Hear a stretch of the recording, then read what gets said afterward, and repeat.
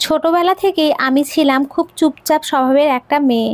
আমার বয়সী অন্য সব ছেলেমেয়েরা যখন দিনের অধিকাংশ সময় ঘরের বাইরে সমবয়সীদের সাথে খেলায় মেতে থাকতো, তখন আমি মায়ের আঁচল ধরে চুপচাপ মায়ের সাথে মিশে থাকতাম।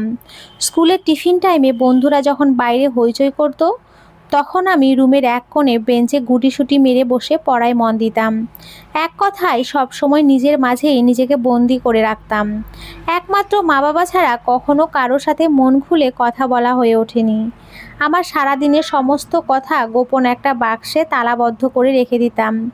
দিন শেষে যখনই মা বাবাকে একান্তে কাছে পেতাম, তখনই সমস্ত কথার বাক্স খুলে বসতাম। ছোট থেকেই আমার এই অভ্যাসের জন্য বাইরের সকলের কাছেই আমি অহংকারী, রাগী, গম্ভীর টাইপ মেয়ে হিসেবে পরিচিত ছিলাম। এই নিয়ে আমার কখনো কোনো আফসোস ছিল না। কারণ বাইরের মানুষের কাছে যাই ছিলাম না কেন, ঘরের ভিতরে বাবা মায়ের কাছে তাদের বাধ্য লক্ষ্মী মেয়ে ছিলাম আমি। তাই বাইরের মানুষের কথায় কান না দিয়ে বাবা মায়ের কথার প্রাধান্য দিয়েই সামনের দিকে অগ্রসর হচ্ছিলাম আমি। আমার এই ধরাবাঁধা নিয়মের জীবনে অনিয়ম এসেছিল কলেজ জীবনে এসে। প্রথম প্রথম অবশ্য আগের নিয়মেই সব কিছু চলছিল। আস্তে আস্তে সেই নিয়ম লঙ্ঘন হয় এক অজ্ঞাত মানবের কারণে। কলেজে যাওয়া আসার মাঝেই হুটহাট চোখ তুলে আশেপাশে তাকালেই লক্ষ্য করতাম রাস্তায় দাঁড়িয়ে এক কৃষ্ণ মানব আমার দিকে তাকিয়ে আছে অবলীলায়। হঠাৎ হঠাৎ যখন তার আর আমার দৃষ্টি এক হয়ে যেত, সাথে সাথে সে মেয়েদের মতো লজ্জা পেয়ে হেসে উল্টো পথে হাঁটা ধরতো।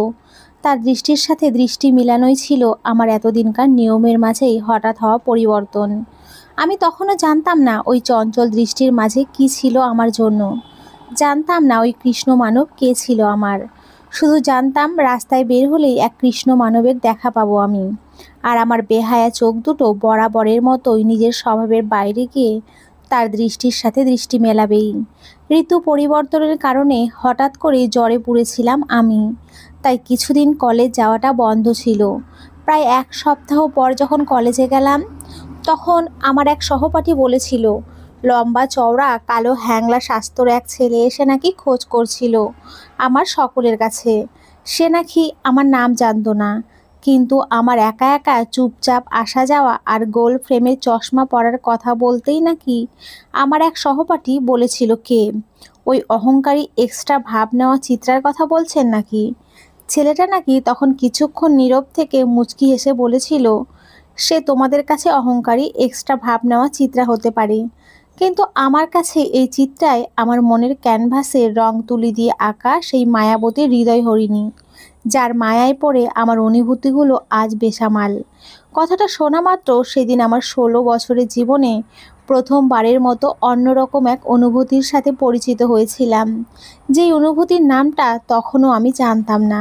শুধু জানতাম আমার শিরদাঁড়া দিয়ে এক শীতল স্রোত বেয়ে যাচ্ছে, যেই শীতল স্রোত আমার সমস্ত শরীরটাকে এক লহমান অকেজো করে দিয়েছে।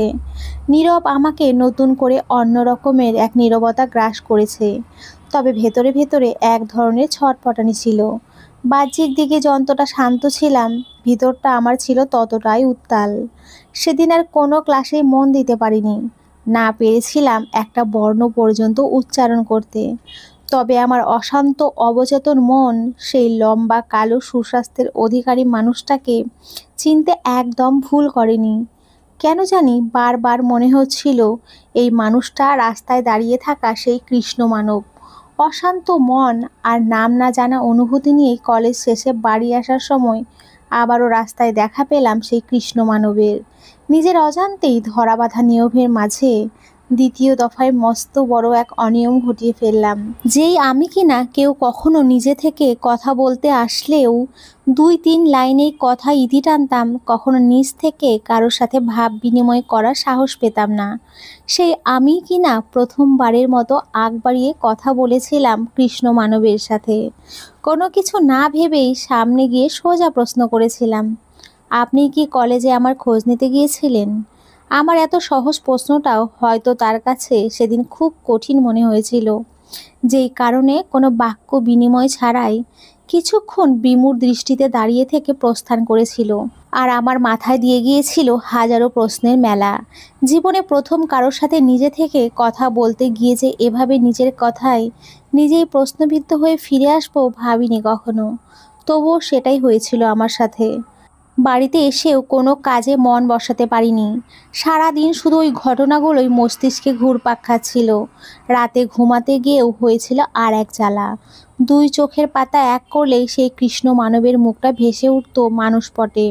সারাটা রাত বিছানায় এপাশ ওপাশ ছটপট করেই কাটিয়েছিলাম। এরপর থেকেও প্রায় এভাবে অস্থিরতার মধ্য দিয়ে যাচ্ছিল আমার জীবন। রাস্তায় বেরোলেই সেই আগের মতোই দেখা পেতাম কৃষ্ণ মানবের, কিন্তু আর কখনো নিজে থেকে কিছু বলার সাহস নিয়ে সামনে যেতাম না। কারণ সেদিন আমার প্রশ্নটাকে এড়িয়ে যাবার ঘটনাটা একটু হলেও কষ্ট দিয়েছিল আমাকে। তাকে ঘিরে আমার মনের মাঝে যতটা ভালো লাগার অনুভূতি জন্ম নিয়েছিল, পাশাপাশি ঠিক ততটাই কালো মেঘ জমা হয়েছিল আমার ছোট্ট মনে। সে যদি আমার অনুপস্থিতিতে কলেজে গিয়ে আমার খোঁজ করতে পারে, তাহলে সেটা আমি তাকে জিজ্ঞাসা করায় এভাবে কেন এড়িয়ে যাবে আমাকে? সেদিন যে আমার মনের মাঝে এক আকাশ সমান অভিমানও জমা হয়েছিল, তা আমি বুঝতে পারিনি। কারণ তখন অভিমান অভিযোগ এই দুটো শব্দের সাথে আমার খুব একটা সখ্যতা ছিল না। তবে বিষয়টা বুঝতে পেরেছিলাম এর ঠিক 15 দিন পর। সময়টা ছিল সন্ধ্যার আগ মুহূর্ত। কলেজ ছুটির পর একটা কোচিং শেষ করে বাড়ি ফিরছিলাম আমি। প্রতিদিনের মতো সেদিনও কৃষ্ণ মানব দাঁড়িয়েছিল রাস্তায়। তাকে উপেক্ষা করে সামনের দিকে হেঁটে চলছিলাম আমি। কিন্তু হঠাৎ করেই পেছন থেকে এক আকুল কণ্ঠ শুনে থমকে দাঁড়াতে বাধ্য হয়েছিলাম। সেদিন প্রথমবারের মতো কৃষ্ণ মানবের কণ্ঠ শুনেছিলাম আমি। বলতে বাধা নেই, লোকটা কালো হতে পারে, কিন্তু তার চেহারায় যেমন ছিল অন্যরকম এক মায়া, ঠিক তেমনি তার কণ্ঠে ছিল যে কাউকে বশ করার মতো জাদু। ছেলেদের কণ্ঠ যে এত শ্রুতিমধুর হয় সেদিন আমি প্রথম জেনেছিলাম। তার জাদুকরী কণ্ঠ নিঃসৃত প্রথম কথাটা ছিল, চিত্রাঙ্গনা, কিছু কথা ছিল তোমার সাথে। সেই ছোট্ট একটা বাক্যই যথেষ্ট ছিল আমার ভেতরটাকে নাড়িয়ে সমস্ত অভিমানগুলো কান্না রূপে দুই চোখ দিয়ে প্রকাশ করার। যতটা বিমোহিত হয়েছিলাম তার কণ্ঠে, ঠিক ততটাই অবাক হয়েছিলাম নিজের বোকামি কাণ্ডে। আমি তো এর আগে এতটা দুর্বল কোনো দিনই ছিলাম না। তাহলে আজ কেন এভাবে একেবারে নিজের সত্তাটাকে ভেঙে গুঁড়িয়ে দিলাম এক অচেনা মানবের সামনে? নিজের কাণ্ডে নিজেকেই ধিক্কার দিতে লাগলাম। খুব করে চাইছিলাম সেখান থেকে ছুটে পালিয়ে যেতে, কিন্তু আমার পা দুটিও যেন সেদিন আমার সাথে মির্জাফরগিরি শুরু করেছিল। শত চেষ্টার পরেও থমকে দাঁড়ানো পা দুটিকে একটুও নাড়াতে পারিনি।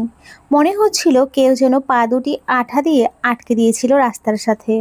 আমার সেই পা নাড়ানোর বৃথা চেষ্টার মাঝেই মুখোমুখি এসে দাঁড়িয়েছিল কৃষ্ণ মানব। শেষ বিকেলের মরা রোদের আলোয় কিছুক্ষণ থমকে গিয়েছিল দুজনের দৃষ্টি দুজনাতে। সেই দীপ্তিহীন আলোর মাঝেই হয়েছিল হাজারো নতুন অনুভূতিতে ঘেরা দুজন মানব মানবীর শুভ দৃষ্টি। দ্বিতীয়বারের মতো নিশ্চিত হয়েছিল তার কণ্ঠ থেকে সেই জাদুকরী বাক্য, এত অভিমান কার জন্য এই কাজল কালো চোখ দুটোতে? অভিমান তো তার সাথেই করা যায় যাকে আমরা নিজের আপন বলে জানি। এই মায়াবী আখি দুটোই টলমল করা জলের কারণ যদি আমি হয়ে থাকি, তাহলে কি সেই দৃষ্টিতে ভাসা অভিমানগুলো আমাকে ঘিরেই? সেদিন তার কথায় বুঝতে পেরেছিলাম আমার দুই চোখের উপচে পড়া জল অভিমানের ছিল। কিন্তু অচেনা একটা মানুষের জন্য আমার মন কেন এতটা অভিমানী ছিল সেটা জানা ছিল না তখনও।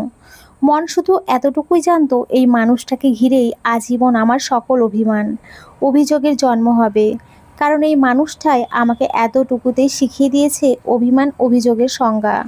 সেদিনের সেই শেষ বিকেলের মরা রোদের আলোয় শুরু হয়েছিল আমাদের দুজনের জীবনের গল্পটা। এভাবেই প্রতিদিন কলেজ যাওয়ার পথে টুকটাক কথা হতো আমাদের। দিনকে দিন আমিও যেন এক অন্যরকম আমিতে পরিণত হচ্ছিলাম। একটু একটু করে খোলস ছেড়ে বেরিয়ে আসছিলাম নিজের সত্তা থেকে। প্রজাপতির রঙিন ডানায় ভর করে উড়ে বেড়াতে চাইতাম পুরো পৃথিবীতে। মেপে মেপে কথা বলা আমি কাউকে পেলেই কথার ফুলঝুরি নিয়ে বসে পড়তাম তার সামনে। আর আমার যত অদ্ভুত আবদার কথাবার্তা সব কিছুই যেন সেই কৃষ্ণ মানবকে ঘিরেই ছিল। হাজারটা অনিয়মের মাঝে কলেজ ফাঁকি দিয়ে তার সাথে পুরো শহর ঘোরার অনিয়মটাও হয়ে গেল আমার এত এত পরিবর্তন দেখে। প্রথমে বাবা মা প্রতিবেশী সহপাঠী সকলেই অদ্ভুতভাবে তাকিয়ে থাকতো আমার দিকে। একটা সময় সেই অদ্ভুতভাবে তাকানোটাই স্বাভাবিকে ফিরে এসেছিল। হয়তো তারা ভেবেছিল মানুষ মাত্রই পরিবর্তনশীল। হয়তো আমি এভাবে নিজেকে নিজের মাঝেই সীমাবদ্ধ রেখে আর থাকতে পারছিলাম না। তাই সবার সাথে প্রাণ খুলে কথা বলে ভিন্ন ভিন্ন মানুষগুলোর সাথে মিশে জীবনটাকে উপভোগ করার চেষ্টা করছিলাম। কিন্তু আসল কারণ তো সেটা ছিল না। সেই কারণটা একমাত্র আমি জানতাম। একমাত্র কৃষ্ণ মানবী ছিল আমার আমূল পরিবর্তনের আসল কারণ। এর মাঝেই আমার সেই কৃষ্ণ মানব সম্পর্কে অনেক কিছু জেনে গিয়েছিলাম আমি। তার নাম ছিল তন্ময় হাসান। মা ছোট্ট একটা বোন আর তাকে নিয়েই তার পরিবার। 4 বছর আগে হৃদরোগে আক্রান্ত হয়ে তার বাবা মারা যান। এরপর থেকেই তাদের পরিবারের একমাত্র ইনকাম সোর্স হিসেবে ছিল তার টিউশনির টাকা আর বাবার রেখে যাওয়া কিছু জমির ফসল, যেগুলো বর্গা চাষ হিসেবে দেওয়া ছিল কৃষকদের কাছে। পড়াশোনায় সে মেধাবী ছাত্রই ছিল। আমার সাথে পরিচয়ের সময় সে ঢাকা বিশ্ববিদ্যালয়ের মাস্টার্সের ছাত্র। সেবার ঢাকা থেকে হঠাৎ মায়ের অসুস্থতার খবর শুনে বাড়িতে আসতে হয় তার।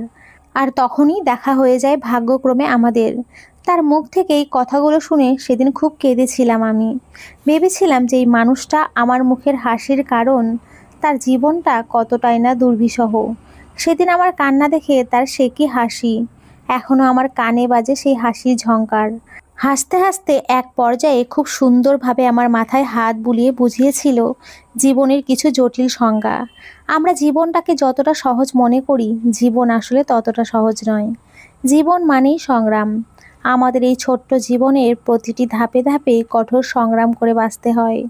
হাজারো তিক্ত অতীত ধামাচাপা দিয়ে সামনের দিকে অগ্রসর হতে হয়। সারাদিন শুয়ে বসে খেলে যেমন ঘি ভাতও মুখে তৃপ্তি এনে দিতে পারে না, তেমনি লড়াই করে না বাঁচলে জীবনের মহত্বও বোঝা যায় না। একজন দিনমজুর যেমন সারাদিন অক্লান্ত পরিশ্রম করে শরীরের ঘাম ঝরিয়ে দিন শেষে 2 মুঠো পান্তা ভাত খেয়ে তৃপ্তির ঢেকুর তোলে, ঠিক তেমনি একজন সংগ্রামী জীবন যোদ্ধা জীবনের আসল আনন্দ খুঁজে পায় জীবন যুদ্ধে জয়ী হয়ে। আমাদের জীবনের আজকের লড়াই ভবিষ্যতের শান্তি, আজকের কঠোর অধ্যবসায় ভবিষ্যতের সাফল্য। বর্তমান সমাজে যত সফল মানুষ আছে তাদের প্রত্যেকের জীবনে ঘাটলে পাওয়া যাবে একটা একটা করে জীবনে যুদ্ধের গল্প, যারা কিনা অনেকেই শুধু পানি খেয়ে পেটের ক্ষুধা নিবারণ করেও জীবনের যুদ্ধ অব্যাহত রেখে আজ সাফল্যের উচ্চ শিখরে পৌঁছাতে পেরেছে। একবার মুখ থুবড়ে পড়ে গিয়ে হাত পা গুটিয়ে বসে থাকার নাম জীবন নয়, বরং মুখ থুবড়ে পড়ে গিয়ে হাত পা ভাঙলেও পুনরায় মাথা উঁচিয়ে খুঁড়িয়ে খুঁড়িয়ে হলেও সামনের দিকে অগ্রসর হবার নামই জীবন। সেদিন তার কথাগুলো আমাকে কতটুকু প্রভাবিত করতে পেরেছিল জানা নেই, কিন্তু তার কথাগুলো আমি একজন মনোযোগী শ্রোতা হয়ে খুব মনোযোগ সহকারেই শুনেছিলাম। অনুভব করতে পেরেছিলাম একটু একটু করে আমার মস্তিষ্কে এক নতুন উদ্দীপনার সৃষ্টি হচ্ছে। মনের মাঝে স্পৃহা জেগেছিল আমার জীবনটাকেও কোনো এক ম্যাজিক দ্বারা তার জীবনের মতো সংগ্রামী করে তুলতে, যে জীবনে একবার রিকশায় চড়তে গেলে পরবর্তীতে হেঁটে বাড়ি ফেরার চিন্তাটা আগে করে নিতে হবে। একবেলা মাছ মাংস দিয়ে পেট পুড়ে না খেয়ে দুবেলা ডাল ভাত খেয়ে চালিয়ে নেওয়াটাই ভালো হবে। কিন্তু আমার মাথার উপরে তো তখন বাবা নামের বটবৃক্ষের ছায়াটা ছিল। বাবারা জানে নিজে কষ্টে থেকেও কিভাবে সন্তানকে সুখে রাখা যায়। তাই হয়তো জীবনে কোনোদিন অভাব অনটন বোধ করতে পারিনি। সেদিন বাড়ি ফিরে আরও একটা অভাবনীয় কাণ্ড ঘটিয়ে ফেলেছিলাম আমি। এলাকায় বেরিয়ে খুঁজে খুঁজে 3টা স্কুল পড়ুয়া ছেলে মেয়ে বের করেছিলাম টিউশনির জন্য। আমি না হয় আমার কৃষ্ণ মানবের জীবনের মতো সংগ্রামী জীবন পার করতে নাই পারলাম, কিন্তু জীবনের ব্যস্ত সময়টা একটু হলেও তো অনুভব করতে পারবো এই 3টা টিউশনির মাধ্যমে। আমার টিউশনি করার খবরটা কৃষ্ণ মানবকে দেবার জন্য খুব উৎফুল্ল হয়েছিলাম, কিন্তু সামনাসামনি আর তাকে খবরটা দেওয়া হয়ে ওঠেনি, কারণ সেদিন রাতেই সে পাড়ি জমিয়েছিল ঢাকা শহরের ব্যস্ত নগরীতে। এরপর থেকে আমাদের নিত্য নতুন ফোনালাপের মাধ্যমে দিন পার হচ্ছিল। যত সময় যাচ্ছিল আমি যেন তার প্রতি আরও বাজেভাবে আসক্ত হয়ে পড়েছিলাম। প্রথম প্রথম তাকে চোখের সামনে না দেখার কষ্টটা অসহনীয় মনে হতো, কিন্তু আস্তে আস্তে সেটাও মানিয়ে নিয়েছিলাম। ভেবেছিলাম দেহের দূরত্ব যতই হোক না কেন, মনের মিলন তো ঠিকই আছে দুজনের। ভালোবাসায় যদি দূরত্ব না আসে তাহলে কিভাবে বুঝবো ভালোবাসার গভীরতা? কিন্তু তার সাথে একদিন ফোনে কথা না বললেই সারা রাত কেঁদে কুটে বুক ভাসিয়ে দিতাম। হৃদয়ের গহীনে অভিমান জমাতাম তার প্রতি পাহাড় সমান।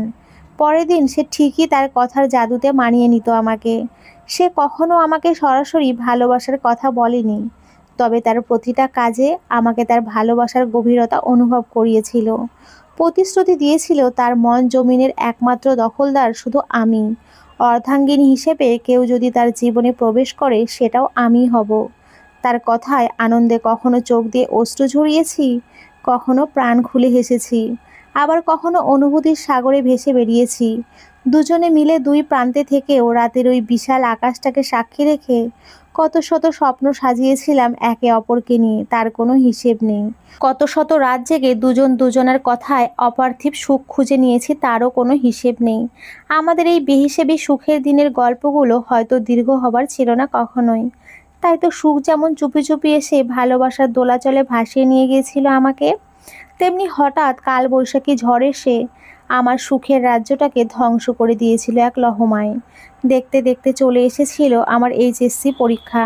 ভালোবাসায় এতটাই অন্ধ হয়ে গেছিলাম আমি যে ভুলে গেছিলাম পার্থিব দিনগুলোর কথা।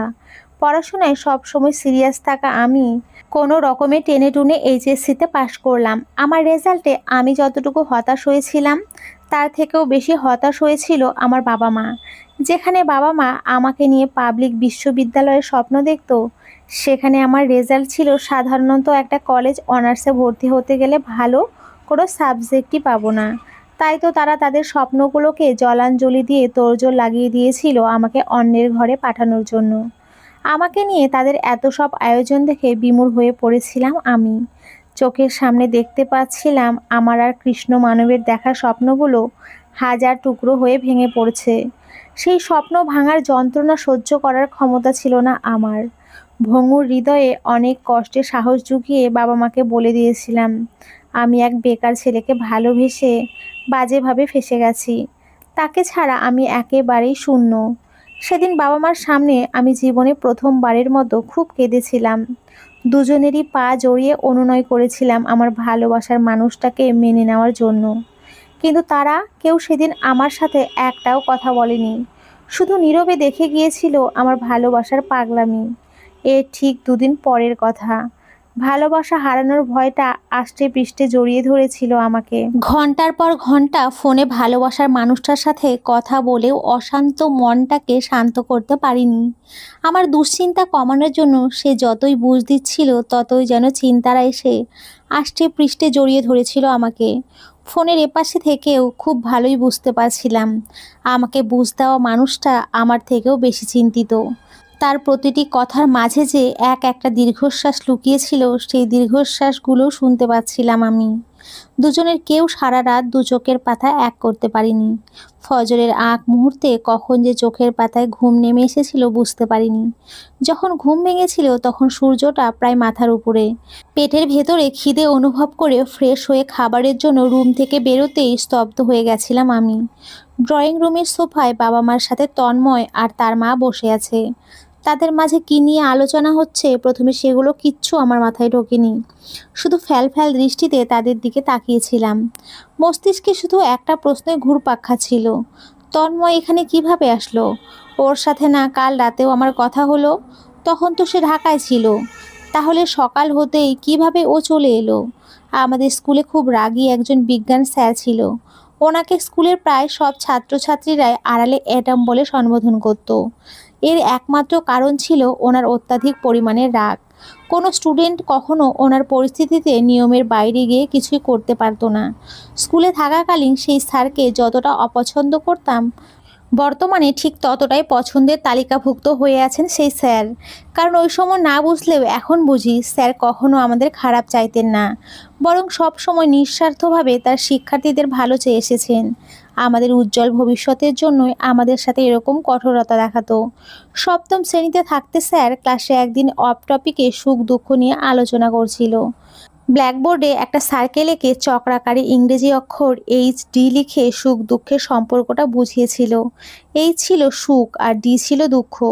এরা নাকি একে অপরের প্রাণপ্রিয় বন্ধু, একে অপরকে কখনো ছাড়ে না। জীবনের সব পরিস্থিতিতেই একজন আরেকজনের পাশাপাশি চলে।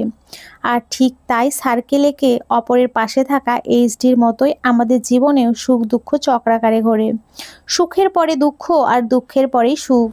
যার জীবনে যত বেশি সুখ থাকবে তার জীবনে ঠিক তত বেশি দুঃখ থাকবে। মনে রাখতে হবে, সুখ যদি আমাদের জীবনের দুদিনের মেহমান হিসেবে আসে পরবর্তীতে তাকে বিদায় দিয়ে দুঃখকেও গ্রহণ করার জন্য প্রস্তুত থাকতে হবে মানবজাতির। স্যারের এই সুখ দুঃখ নিয়ে কথার সত্যতা আমি সেদিন বুঝতে পেরেছিলাম, যেদিন এক নিকষ কালো অন্ধকার রাতের পর আমার জীবনে এসেছিল সূর্যের আলো।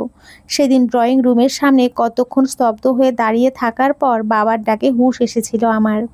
বাবার মুখ থেকে নিশ্চিত কথাগুলো মনে হচ্ছিল এক একটা প্রশান্তিময় বৃষ্টির ফোঁটা, যা আমার ভিতরে জ্বলতে থাকা দাউ দাউ করা আগুনটাকে মুহূর্তের মাঝেই নিভিয়ে শীতলতা এনে দিয়েছিল। বাবা মা সেদিন আমাদের সম্পর্কটা মেনে নিয়েছিল। তাদের একমাত্র মেয়ের মুখের দিকে তাকিয়ে সেই বেকার ছেলেটাকেই মেয়ের জামাই হিসেবে পছন্দ করেছিল। সত্যিই আমার জীবনের অন্ধকার রাতের পর স্বপ্নের একদিন এসেছিল। যতবার আমার কৃষ্ণ মানবের সাথে দৃষ্টি বিনিময় হচ্ছিল, ততবার মনের মাঝে আমার খুব প্রিয় একটা গানের চরণ বেজে উঠছিল। আমি জানি কোনো একদিন কোনো এক নতুন ভোরে দেখা হবে আমাদের আবার এক স্বপ্নের শহরে। সেদিন সত্যিই আমার শহরটাকে স্বপ্নের শহর মনে হচ্ছিল। প্রজাপতির ডানায় ভর করে আমি যেন উড়ে বেড়াচ্ছিলাম সেই শহরের আনাচে কানাচে। অতি আনন্দেও যে চোখে অশ্রু আসে, সেটা অনুভব করেছিলাম সেদিন। খুশিতে বাবা মাকে জড়িয়ে ধরে সবার সামনেই ছোট বাচ্চাদের মতো কেঁদেছিলাম। দিনটা সেদিন উৎসব উৎসব একটা আমেজেই কেটেছিল। খাওয়া দাওয়ার পর্ব চুকিয়ে তারা চলে যাবার সময় তন্ময়ের মা ওনার হাতে থাকা পুরনো আমলের একজোড়া স্বর্ণের বালা খুলে আমার হাতে পরিয়ে দিয়েছিল। বালা জোড়া নাকি ওনাকে তন্ময়ের দাদি বানিয়ে দিয়েছিল। সেদিন থেকেই নাকি ওনার ইচ্ছে ছিল ওনার একমাত্র ছেলের বউকে প্রথম দেখায় এই বালা জোড়া দিয়ে মন ভরে দোয়া করবেন। ওই বালা জোড়ার কাছে মনে হচ্ছিল আমার জন্য বাবা মার গড়া লাখ লাখ টাকার গয়না কিছুই না। কি আশ্চর্য, তাই না? ওই একজোড়া বালার কাছে আমি আমার বাবা মার ভালোবাসা দিয়ে গড়া লাখ টাকার গয়নাগুলোকে তুচ্ছ করেছিলাম। শুধু গয়না না, সাথে বাবা মার ভালোবাসাটাকেও তুচ্ছ করে দিয়েছিলাম। আমার বাবা মাও সেদিন তন্ময়কে একটা সোনার আংটি দিয়ে বিয়ের কথা পাকা করেছিল। কথা ছিল তন্ময়ের চাকরি হওয়ার পর পুরো এলাকা জানিয়ে আমাদের বিয়ে হবে। কিন্তু চাকরি কি মুখের কথা? বললেই তো আর হয়ে যায় না চাকরি। যেখানে আমাদের সমাজের লাখ লাখ যুবক উচ্চশিক্ষা গ্রহণ করেও বেকার বসে আছে, সেখানে তন্ময় চাকরি এত সহজে কিভাবে হবে? আমার ছোট মামা সবসময় একটা কথা বলতো, লাখ লাখ টাকা ঘুষ দেবার ক্ষমতা আর মন্ত্রণালয়ে আব্বা খালু আছে যার, কপালে চাকরিও আছে তার। এছাড়া আমাদের সমাজের ডিগ্রিধারী আম জনতার চাকরির বাজারে কোনো মূল্য নেই। কথাটা আসলেই সত্যি। যোগ্যতা থাকলেও বর্তমান সমাজে চাকরি পাওয়া যায় না। চাকরি পেতে হলে বর্তমানে যা প্রয়োজন তা হলো টাকা। প্রশাসন আর রাজনৈতিক লোকেদের উপহার নামে লাখ লাখ টাকা ঘুষ দিতে পারলেই চাকরি পাওয়া যাবে। আর যদি তাদের টাকা দেওয়ার ক্ষমতা না থাকে, তো শিক্ষা জীবনে অর্জিত সার্টিফিকেট ধুয়ে পানি খাও। চাকরির টাকায় খেয়ে বাঁচার আশাবাদ। তন্ময়ের দশাও ঠিক তেমনটাই ছিল।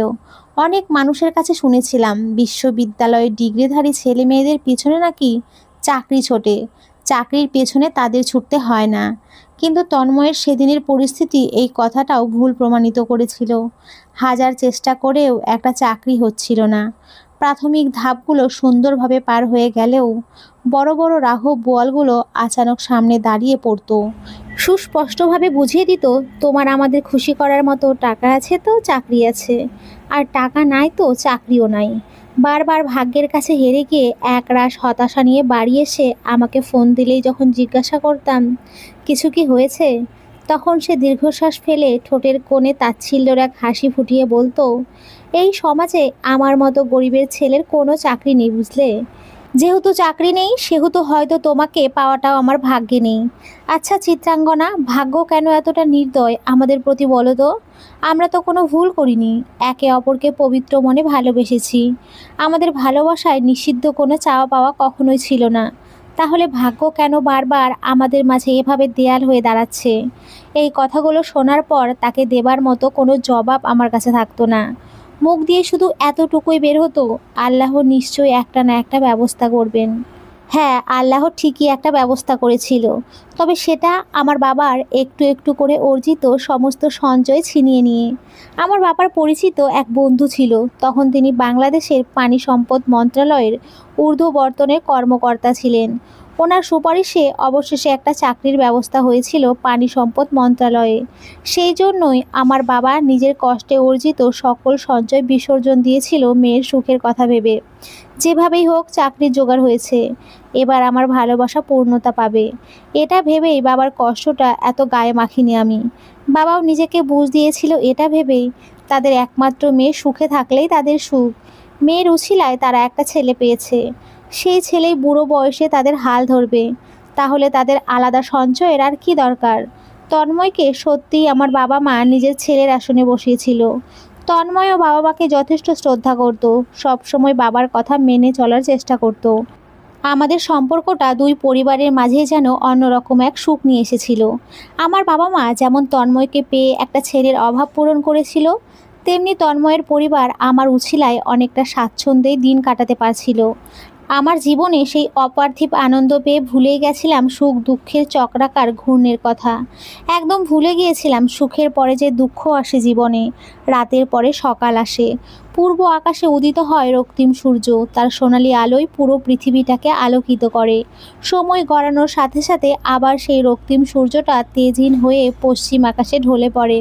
পৃথিবীকে গ্রাস করে নিকষ কালো অন্ধকার। প্রকৃতির এই আলো আঁধারি নিয়মের মতোই আমার অপার্থিব সুখের জীবনেও এক অন্ধকার রাজ্যের কালো দৈত্য এসে সমস্ত আলো ছিনিয়ে নিয়ে গিয়েছিল।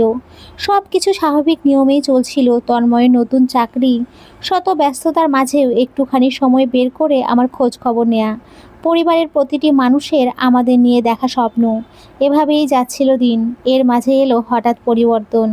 আমার কৃষ্ণ মানবটা নাকি খুব ব্যস্ত হয়ে গেছিল অফিসের কাজে, যার জন্য আমার সাথে সেই আগের মতো আর ঘন্টার পর ঘন্টা ফোনে কথা বলতে পারতো না। অতিরিক্ত হলে 10 মিনিট কথা হতো আমাদের। ফোন আলাপের সময় কমতে কমতে একটা সময় 0 সেকেন্ডে এসে স্থায়ী হয়। আসে না কোনো বার্তা সেই চিরচেনা নাম্বার থেকে। প্রথম প্রথম খুব দুশ্চিন্তা হতো আমার, এটা ভেবে যে তার কোনো বিপদ হয়নি তো।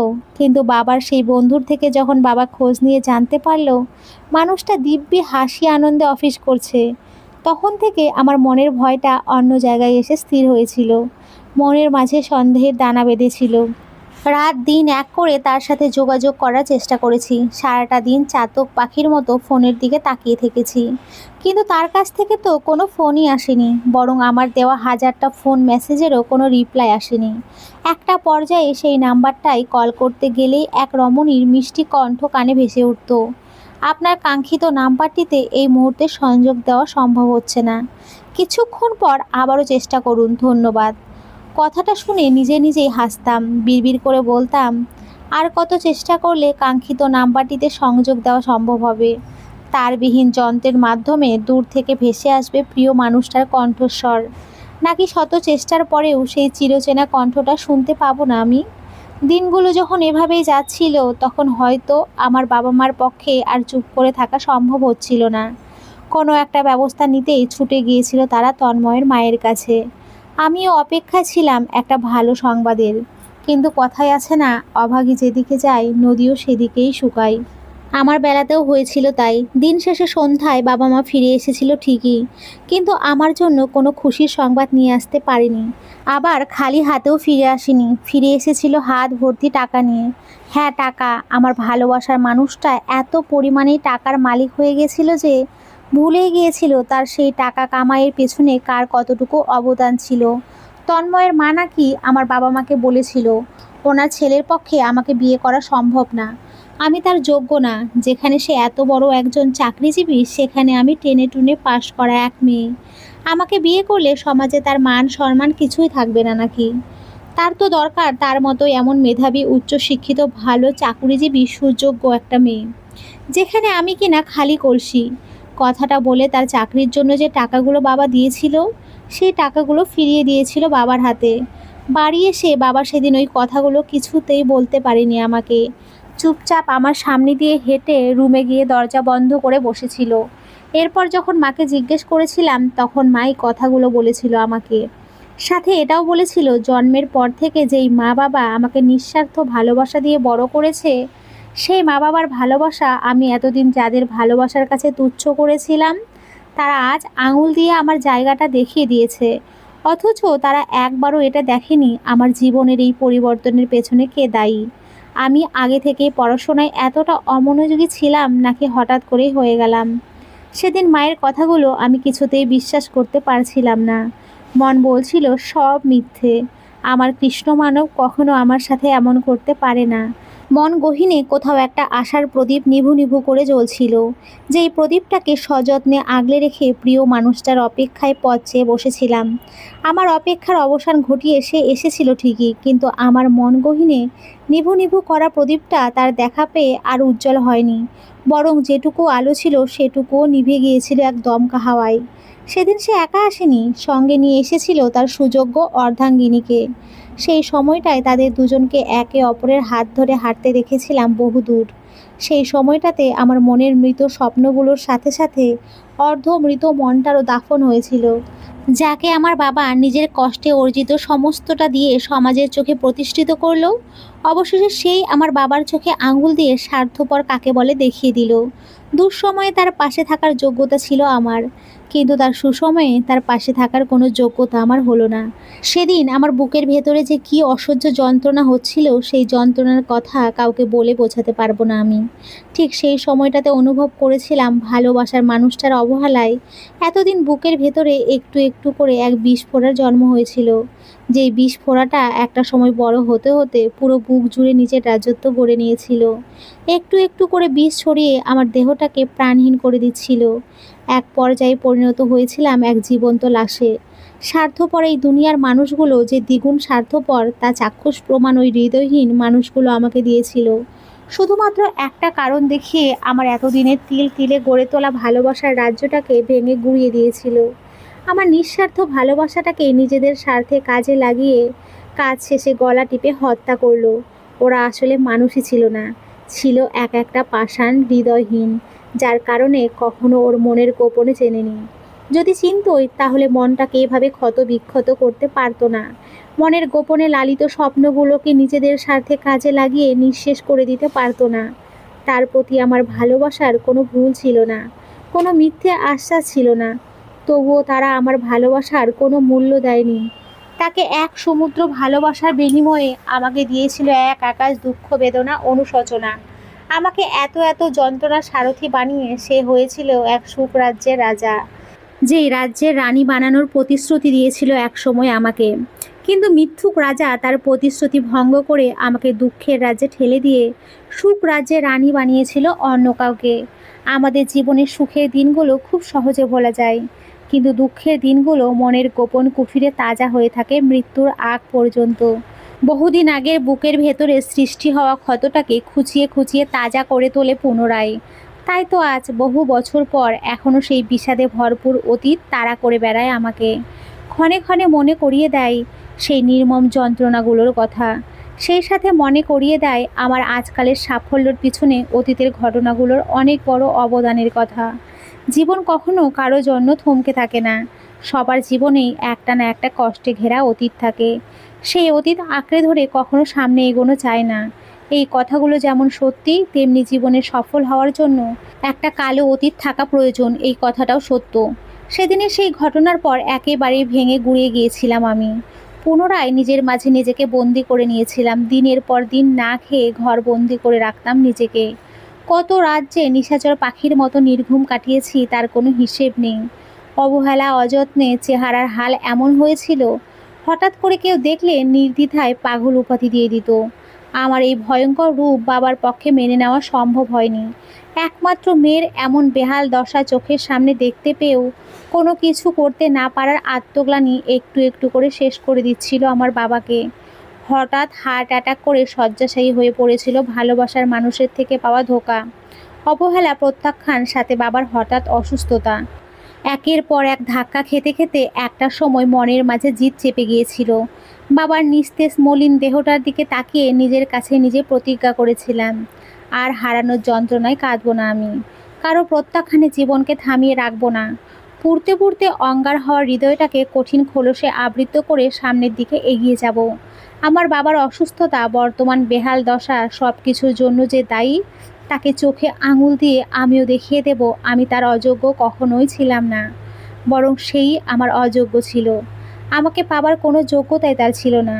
এরপরে শুরু হয় আমার জীবনের নতুন লড়াই, যে লড়াইয়ে একমাত্র উদ্দেশ্য ছিল নিজেকে প্রতিষ্ঠিত করা। আমাদের এলাকার বাজারে বাবা ছোট্ট একটা দোকান বানিয়েছিল, বাবার অবসরের পর ঘরে বসে না থেকে যাতে ছোটোখাটো একটা ব্যবসা করে বাকি জীবনটা চালিয়ে নিতে পারে, মূলত সেই ভাবনা থেকেই দোকানটা বানিয়েছিল। সেই দোকানে বাবার সঞ্চয়ের টাকা থেকে কিছু টাকা পুঁজি নিয়ে একটা সেলাই মেশিন আর অল্প কিছু কাপড় তুলে সেলাইয়ের কাজ শুরু করেছিলাম। কিন্তু সেখানেও বারবার বাধা বিপত্তি আসতে শুরু করেছিল। মফস্বল এলাকার বাজারে একটা মেয়ে ব্যবসা করবে, লোকজন কি সেটা এত সহজে মেনে নেবে? তার উপরে পুরো এলাকা জানতো আমার প্রেম ঘটিত ঘটনা, যার পুরোটাতেই কোনো দোষ না করেও সমাজের চোখে দোষী ছিলাম আমি। একটা নষ্টা বেহায়া মেয়ে ছিলাম তাদের কাছে। সেই মেয়ে কিনা আবারও সমাজের বাইরে গিয়ে বাজারে নিজের ব্যবসা শুরু করেছে। এটা তো সমাজ মেনে নেবে না। যে করেই হোক তাকে দমাতে হবে, কিন্তু আমাকে দমাতে পারেনি। হাজারটা কটুবাক্য, অপমান, লাঞ্ছনা দাঁত কামড়ে সহ্য করেও নিজের কাজ এগিয়ে নিচ্ছিলাম।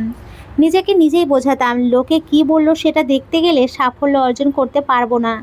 চোখ কান বন্ধ রেখে লোক সমাজ এড়িয়ে সামনের দিকে চলতে হবে আমাকে।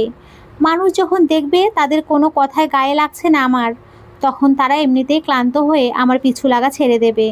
এবং হয়েছিলও তাই। একসময় মানুষের মুখ বন্ধ হয়ে যায় যখন আমার ব্যবসায় সাফল্য ধরা দিচ্ছিল। একটু একটু করে অর্জিত আয় দিয়ে ব্যবসা বড় করেছিলাম। একটা দুইটা করে সেলাই মেশিন কিনে নিজের পাশাপাশি লোক রেখে কাজ চালাচ্ছিলাম। এভাবেই একটু একটু করে বড় হতে হতে দীর্ঘ 10 বছর পর আজ আমি একটা ছোট্ট দোকানের মালকিন থেকে একটা বড় গার্মেন্টসের ফ্যাক্টরির মালকিন। আমার নিজের সেই এলাকা কিশোরগঞ্জেই সগৌরবে মাথা উঁচু করে দাঁড়িয়ে আছে আমার 6 তলা বিশিষ্ট গার্মেন্টস ফ্যাক্টরিটা, যেখানে বর্তমানে 1400 শ্রমিক আমার আওতায় কাজ করে। অতীতে একদিন যেই মানুষগুলো আমাকে অবহেলার চোখে দেখেছিল, আজ সেই মানুষগুলোই আমাকে সম্মানের চোখে দেখে। যেই মানুষগুলো একদিন আমাকে নিয়ে কটূক্তি করেছিল, আজ সেই মানুষগুলোই আমাকে নিয়ে গর্ব করে বলে, মেয়ে হলে তার মতোই হও। জীবনে একবার পতন দেখে পরাজয় স্বীকার না করে তার মতো মনোবল শক্ত রেখে সামনের দিকে অগ্রসর হও। অতীতের সকল কালো আধার কেটে গিয়ে আমার জীবনে আবারও এসেছে ঝলমলে রোদের আলোয় আলোকিত এক নতুন দিন। আজ আমি সমাজের চোখে একজন স্বনির্ভর সফল নারী ব্যবসায়ী, মা বাবার শ্রেষ্ঠ সন্তান, স্বামীর কাছে তার সুযোগ্য অর্ধাঙ্গিনী। হ্যাঁ, আমার জীবনে পুনরায় কোনো পুরুষের আগমন ঘটেছে। তবে সেই পুরুষটা আর কোনো অন্ধকার রাজ্যের কৃষ্ণ মানব নয়। এই পুরুষ এক সুখের রাজ্যের সুখ মানব, যার আগমনে আমার জীবনে অতীতের সকল না পাওয়াগুলো পূর্ণতা পেয়েছে। সমাজের জাতাকলে পিষ্ট হয়ে আমার ব্যবসাটা যখন থমকে ছিল এক জায়গাতেই, তখন মৃত্যু পথযাত্রী বাবার শেষ অনুরোধ রাখতে তাদের ঠিক করা পাত্রের হাত ধরে নতুন এক জীবনে পা রেখেছিলাম। বাবার এক দুঃসম্পর্কের বোন ছিল। সমাজের মানুষের সাথে তাল দিয়ে আপন মানুষেরাও যখন আমাকে নিয়ে আমার পুরো পরিবারকে অপমানের তিক্ত বাণী শোনাচ্ছিল, ঠিক সেই মুহূর্তে আমার শাশুড়ি মা বাবার দুঃসম্পর্কের বোন হিসেবে আমাদের পাশে এসে সহানুভূতির হাত বাড়িয়ে দিয়েছিল। একটা সময় ওনার ছোট ছেলে অ্যাডভোকেট ইমতিয়াজ মাহমুদের জন্য আমার হাত চেয়ে বসে বাবার কাছে। বাবাও তার জীবনের শেষ অনুরোধ হিসেবে সেই প্রস্তাবটা তুলে ধরেছিল আমার কাছে। আমিও এক প্রকার বাধ্য হয়েই বিয়েটা করেছিলাম। এরপরেই আসে আমার জীবনের সোনালি দিনগুলো। আমার ব্যবসার কাজে আমি যতটুকু অবদান রেখেছিলাম তার থেকেও বেশি অবদান রেখেছিল আমার স্বামী শাশুড়ি। ওই দুজন মানুষ আবারও বিশ্বাস শব্দটা চিনিয়েছিল আমায়। সকল সুখ দুঃখের ভাগিদার হয়ে পাশে ছিল আমার। তাদের কথা ও কাজে বুঝিয়ে দিয়েছিল দুনিয়াতে সকল মানুষ স্বার্থপর হয় না। কিছু মানুষ বিনা স্বার্থেও মানুষের পাশে এসে দাঁড়ায়। আমার সুখের ঝুড়িটা যখন একটু একটু করে পূর্ণ হচ্ছিল, তখন হঠাৎ একদিন আমার শয্যাশায়ী বাবা চিরদিনের জন্য চলে যায় না ফেরার দেশে আমাদের ছেড়ে। তখন আমার স্বামী ও শাশুড়ি দুজনে মিলে আমাকে আর আমার মাকে আগলে রেখেছে। আমাদের জীবনে কিছু কিছু মানুষ থাকে যাদের ঋণ আমরা চাইলেও কখনো শোধ করতে পারি না। আমার জীবনে সেই মানুষগুলো হলো বাবা, মা, স্বামী, শাশুড়ি। এই মানুষগুলোর ঋণ মনে হয় না আমি নিজের জীবনের বিনিময়েও শেষ করতে পারবো। এই মানুষগুলোর জন্যই আজ আমি পরিপূর্ণ। ওরাই আমার ভেঙে যাওয়া স্বপ্নগুলো নতুন করে জোড়া লাগিয়ে পূর্ণতা দিয়েছে। সুখের ছায়াতলে বানিয়ে দিয়েছে আমাকে এক সুখ রাজ্য, যে রাজ্যের একমাত্র রাজা আমার স্বামী, একমাত্র রানী আমি, রাজকন্যা রাজপুত্র হিসেবে আমার দুটো ছেলে মেয়ে। সবশেষে আমার পুরো সুখ রাজ্যটাকে মমতা দিয়ে আগলে রাখার জন্য রয়েছে আমার দুই মা। এত এত প্রাপ্ত সুখের মাঝে আমি বেমালুম ভুলে গিয়েছিলাম আমার সেই কালো অতীতের কথা। যা আজ নতুন করে মনে করিয়ে দিল আমার স্বামীর মুখে তার মামলার বর্ণনা শুনে। গত কয়েকদিন ধরে সে বলছিল একটা মামলা নিয়ে খুব ঝামেলার মধ্যে আছে, কিন্তু মামলা কিসের তা বলেনি। আজ হঠাৎ ঘুমানোর সময় আস্তে করে আমার একটা হাত তার হাতের মুঠোয় নিয়ে চোখে চোখ রেখে বলছিল, মনে করো একটা মানুষ যে কোনো একটা সময় তোমার খুব প্রিয় ছিল, তোমার মনের সম্পূর্ণ ভালোবাসাও একমাত্র তার জন্য ছিল। হঠাৎ কোনো এক কারণে সেই মানুষটার সাথে তোমার বিচ্ছেদ হয়ে গেল। বর্তমানে তোমার সেই অতীতের প্রিয় মানুষটা খুব বড় ধরনের একটা অপরাধ করে ফেলেছে, যেই অপরাধের কারণে খুব কঠিন একটা শাস্তি হবে তার, সেটাও আবার তোমার বর্তমানের প্রিয় এক মানুষের মাধ্যমে। তখন কি তুমি তোমার বর্তমানের প্রিয় মানুষটার কাজে খুব কষ্ট পাবে? তার কথাগুলো শুনে আমি শুধু নীরব দৃষ্টিতে তার দিকে কিছুক্ষণ তাকিয়ে থেকে যন্ত্র মানবের মতো বলেছিলাম, পাপ কখনো বাপকেও নাকি ছাড়ে না। সেখানে আমার অতীতের প্রিয় মানুষকে ছাড়বে কিভাবে? হোক তার শাস্তি, সে যত কঠিন শাস্তি হোক না কেন, তবুও আমার কিচ্ছু যায় আসে না। কারণ অতীতের সব কিছুই বর্তমানে আমার কাছে মৃত। প্রকৃতি সত্যিই বড় অদ্ভুত, তার থেকেও অদ্ভুত তার প্রতিশোধ। নদী যেমন একদিকে ভাঙে অন্যদিকে গড়ে, জীবনও একজনকে সুখ দিয়ে অন্যজনকে কাঁদায়। এক সময় যে মানুষটা আমাকে অবহেলা করেছিল নিজের যোগ্যতার অহংকারে, আজ সেই মানুষটাই ঘুষ নেয়ার দায়ে জালিয়াতি মামলায় সব হারিয়ে জেলে। অন্যদিকে সেই অবহেলিত আমি আজ প্রতিনিয়ত ভাসছি পূর্ণতার যোগ্যতার জোয়ারে। প্রতিটা মুহূর্তে অনুভব করছি জীবন সুন্দর, সত্যি এক অদ্ভুত সুন্দর।